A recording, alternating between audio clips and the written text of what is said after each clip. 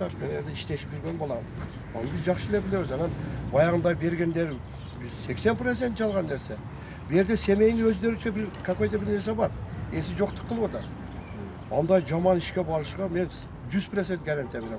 Шоферлар мыналар қанша жылдан бері işte o бала ондай бара тұрған бала емес.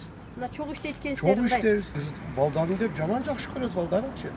Biz azız özümüzчө oğuzumuz açılıp kaldı bu boğun. Ayaldın kişi çaçı uzun boğunu akıllı kıska olur kızlar. Kapı oğullarınçı oylanı iş kılış gerek. Ana sizler az yaş ekesine tekşergiler bu. Biz elden buna ukan, bekin tanıgan adamlar narazımız bundan nerse geç. 100% garantiyorum bir yerde başka çadırışı var. Bir sevetligi var bir kendinde içe. Kendinden oylaş gerek. Bala çakası var, semiyası var. Bunda cala çapkan erteğe keleceği ne olur kızının? Özünün keleceği ne olur? Ayağının keleceği ne olur? Bu konuda da oylanıp söyleş gerek. Bir yerde bir çoğun nerse var. Жақсылап tekşeriş gerek. Organdağı bilip bilmeyle bir neseni balağına aparıp kanap koyup dur. Elmeyen sürüştürsün. Ona şunca bana bir gardımız durar, surağıl akıvalını. Ona jaş bolдар. Öte nemeye kılgandı. Semiyani жақсы көрген бұлар. Bizde болады. Бұлар бара сондарында чарчоғызы қойғылар шөпті деп. Намаз оқыған деп айтты. Бұл баланы намаз оқыған көрелек. Ол боғыр нәрсе деп. Onu men kişinesinden balalık maldan bilemçi. Çoğoygonda hem kanıp çoğoydu vardı tanıyım da kısası. Üy bilösün tanıyım. Сиздер коңшу болуп жашайсыздар, э? He, komşu bir aydanız değil mi? Anan ertengede bunu hazır akirip koyuşu vurup tokmuktap bile moynu eğilip koyup olsa, kuda kalsa spravливый болса, spravливый. Çıkış gerek de kuda kalsa. Албетте мыйзам бар. Biz günde görüyoruz, al bula. Magazin açı bergen. Magazin açı bergen, bala çakası kelet mayerge, pastayrda işlep ayağılda göp mayerge kelip kelip diyorsun surap keteveret de pastayrda. Onda problema çok olmadı, ne bilişim boyunca. Өтө көп. Bir yılda bir öyle, kızganbay, normal. Boş dem, Semey'nin belası oluşu mümkün ama Kolektifte 10 yıldan aşık kaldı. 15 yıldan beri biz çok işteydik. Bala çakasını bağladık. Onda skandaldı, kan emeskemle. Kaçan bolsa şu düğüne gelip, işte bak ben gökmelerini istiyorum balağı. Kışa. Ama bu жерде мындай Ustayan kıgıp gelip hastaneye bir şey kattaydı da. Anamı yerine kamuğa açıp verip, eğer kımak koygan olsa ayal kayaktan işleydi. Açıp durgan. камакта иштей эле. Kamuğa açıp vergen, magazin işleydiler. Kızları kelip. Бұл жерден біздің оңышымызға қарағанда, билішімізге қарағанда бір жақты әлеме болып жатады да. Ешқандай онда біздің немеде болуш мүмкін емес. Бұл балаға біз 100% сенеміз да.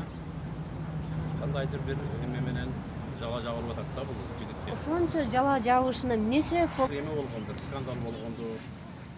Анда териштириш керек. Biz ошентип эле ойлойбуз. Ушу мүмкүн аял тараптан да.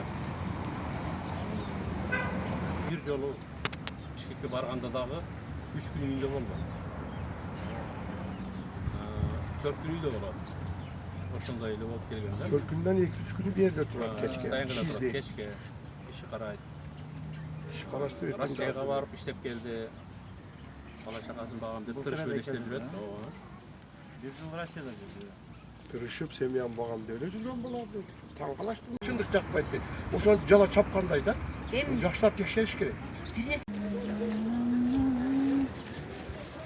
Кече өзүңүздөргө белгилүү болгондой, эки арыз боюнча соттук медициналык экспертиза дайындалган болчу. Биринчиси бул ошол аял нургандыгы боюнча соттук экспертиза чыкты. Анда денесине залал келтиргендиги аныкталып, ошонун негизинде кече күнү Кыргыз Республикасынын Кылмыш жаза кодексинин 111-беренесиндеги көрсөтүлгөн кылмыш белгилери боюнча кылмыш иши козголуп, кылмышка шектүү камакка алынды. Ал эми 8 жаштагы кызды зорукталганы боюнча сот медицина экспертиза толугу менен аягына чыгылып, себеби бул жерде юридикалык жактан алып келгенде жүдөмдүк ойлор жаралгандыктан байланыштуу. Себеби ал жерде кыздын көрсөтмөлү апасынын айтышуусунда апасынын айтканы боюнча кыз кайталаган катты белгиленген да. Ошондуктан юридикалык жактан шек жараткан ойлор пайда болгондуктан ошол ар тараптуу болуш үчүн психологдордун катышуусунда атайын тесттен өткөрүлүш керек экен. 2 күндөн бери өткөрүлүп жатат. Себеби ата-энеси жок, кыздын өзү сурап, чын айтып атабы, жалган айтып атабы.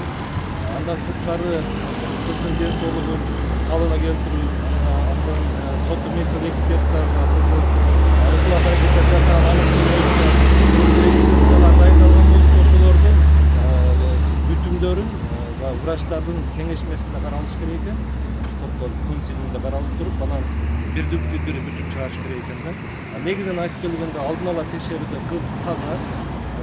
Ал эми ыкылас аракеттер жасалгандыгы ошол врачтардын топтолушкан бир нече экспертиялардын жыйынтыгынан кийин гана билинет. Азыр ошо